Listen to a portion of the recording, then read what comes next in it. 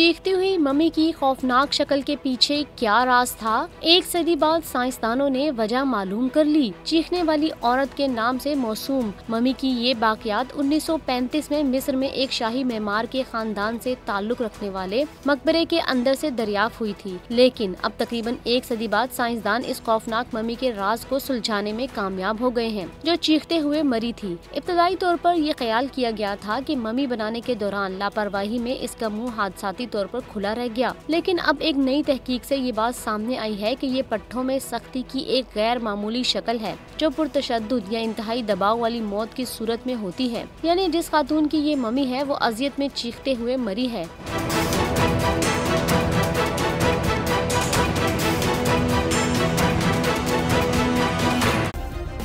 Subscribe करें और bell दबाएं ताकि कोई खबर रह न जाए।